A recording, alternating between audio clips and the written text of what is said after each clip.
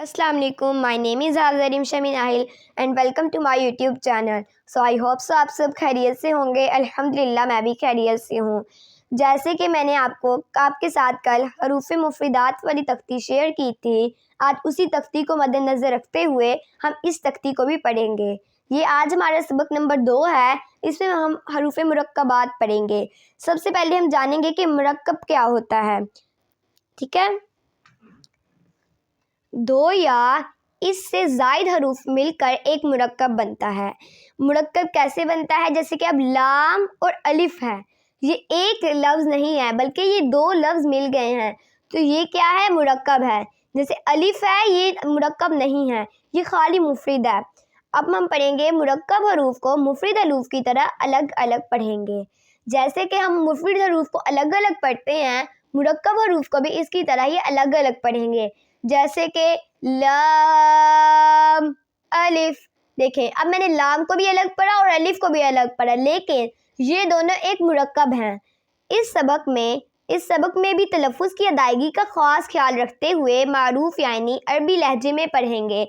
इस सबक में भी हमने अच्छी तरह ये जो कवाइद हमने कल पढ़े थे, उनको मद्देनज़र रखते हुए हमने इसको भी अरबी लहजे के साथ पढ़ना है. जब दो या इससे ज़ायद हरूफ मिलकर लिखे जाते हैं तो इनकी शक्ल कुछ बदल जाती है.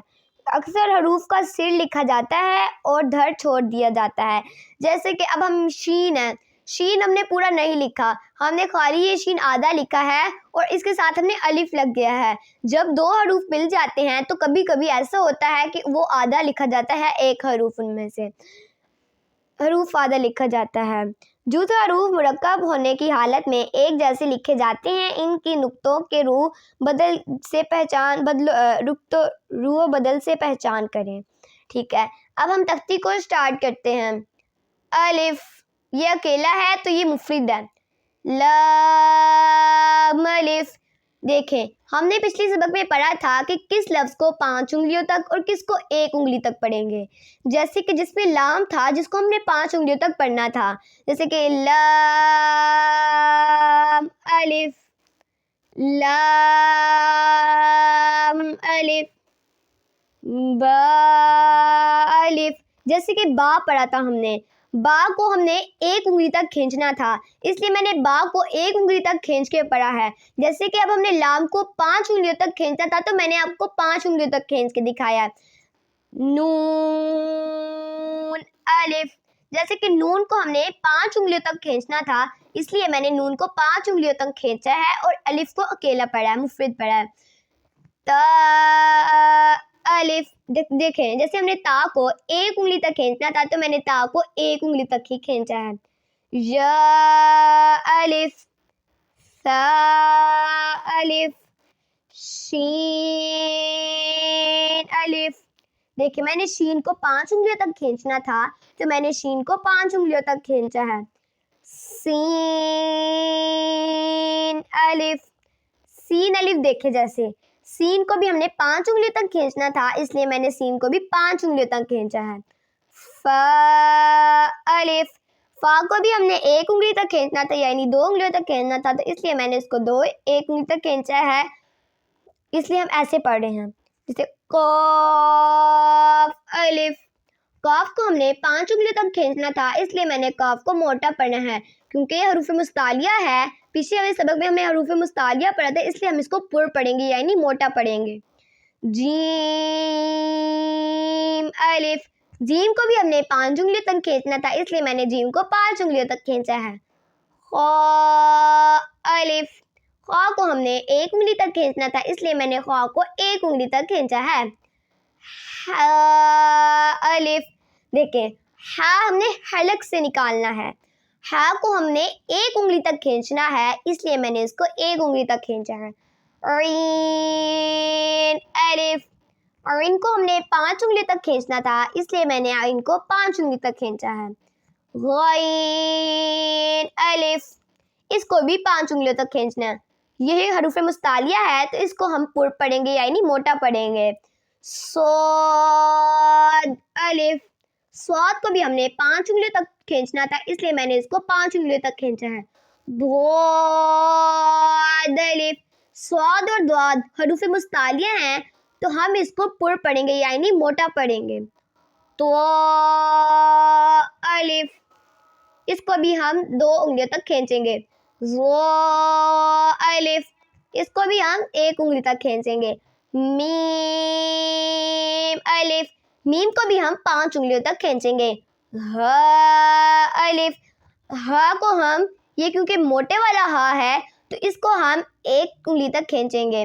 اور الف ہے تو الف کو تو ہم آپ کو پتہ کھینچتے ہی نہیں ہیں. کاف الف کاف کو بھی ہم 5 انگلیوں تک کھینچیں گے اس لیے میں نے اس کو 5 انگلیوں تک کھینچا ہے. اب دیکھیں ہم نے یہاں پر سارے الف والے پڑھ لیے. اب آپ لوگ کو یہ تو سمجھ آ گئی ہوگی کہ ہم نے جیسے پچھلی تختی میں جن کو جتنی ادائیگی کے ساتھ کھینچنا تھا ہم ان کو ویسے ہی کھینچنا ہے. اب جیسے کہ اب آ جاتے ہیں 7 با. لام با دیکھیں لام کو ہم نے 5 انگلیوں تک کھینچنا تھا تو اس لیے میں نے لام کو 5 انگلیوں تک کھینچا. اور با کو ہم نے 1 انگلی تک کھینچنا تھا اس لیے میں نے با کو 1 انگلی تک کھینچنا ہے. آپ بھی جب پڑھیں گے تو آپ نے بالکل ایسے ہی پڑھنا جیسے میں پڑھا رہی ہوں. کاف با کاف کو ہم نے 5 انگلی تک کھینچنا ہے اس لیے کاف کو 5 انگلی تک کھینچا اور با کو 1 انگلی تک کھینچا. کاف تا کاف کو ہم نے 5 انگلی تک کھینچا اور ہم نے تیا کو 1 انگلی تک کھینچا. کاف سا کاف کو ہم نے 1 انگلی تک کاف کو ہم نے 5 انگلی تک کھینچا اور سا کو ہم نے 1 انگلی تک کھینچا. کاف فا کاف کو ہم نے 5 انگلی تک کھینچا اور فا کو بھی ہم نے کھینچا. تو با تو کو ہم نے 2 انگلی تک کھینچا اور با کو بھی ہم نے 1 انگلی تک کھینچا. سین لام سین کو ہم نے 5 انگلی تک کھینچا اور لام کو بھی ہم نے 5 انگلی تک کھینچا کیونکہ سین بھی 5 انگلی تک کھینچا جاتا ہے اور لام بھی 5 انگلیوں تک کھینچا جاتا ہے. شین لام شین کو بھی ہم نے 5 انگلیوں تک کھینچا اور لام کو بھی ہم نے 5 انگلیوں تک کھینچا. لام کیونکہ حروف مستعلیہ ہے تو ہم اس کو یہ پر پڑھیں گے جیسے شین لام. دیکھیں جیسے ہم نے لام کو پر پڑھا ہے. صاد لام سوری وہ لام نہیں تھا. لام حروف مستعلیہ نہیں ہے بلکہ صاد حروف مستعلیہ ہے. صاد حروف مستعلیہ ہے اور لام کو ہم نے 5 انگلیوں تک کھینچنا ہے. صاد کو بھی ہم نے 5 انگلیوں تک کھینچنا ہے. ضاد لام جیسے کہ مدنی قاعدے میں ایک خصوصی بات یہ ہوتی ہے کہ ہم ضاد کو ضاد پڑھتے ہیں اس لیے ہم ضاد کو بھی 5 انگلیوں تک کھینچیں گے جیسے ضاد لام فا لام قاف لام عین لام غین لام کاف لام کاف نون. دیکھیں اب ہم نے یہاں پر کاف کو بھی 5 انگلیوں تک کھینچنا تھا اور نون کو بھی 5 انگلیوں تک کھینچنا تھا. دیکھیں جیسے میں نے کاف کو بھی 5 انگلیوں تک کھینچا اور نون کو بھی 5 انگلیوں تک کھینچا. اس لیے آپ نے اس سبق میں خاص کر ادائیگی کا خاص خیال رکھنا ہے. ٹھیک ہے. کاف نون طا نون ظا نون.